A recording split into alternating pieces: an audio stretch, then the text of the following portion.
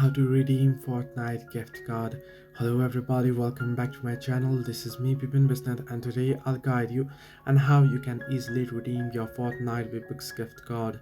Now the process itself is actually quite simple and quite easy, so let me guide it you quick and easy. I'll be showing you the shorter way. So what you can do is you can simply open up any browser on your device, any browser that you wish to, and then on the search bar you want to type in redeem Fortnite V-Bucks card. Simply type in redeem Fortnite V-Bucks. You can type in this much and then simply tap on go, and you can see the first link there, Fortnite V-Bucks redeem V-Bucks gift card. You want to tap on it. Once you tap on it, you can see here first it'll ask you to log into your account. In my case, I'm already logged in, so you'll get to this page here. So you want to tap on get started, and it'll ask you to enter in your code here and tap on next, and you'll be able to redeem it. So this way you can easily redeem your Fortnite gift card.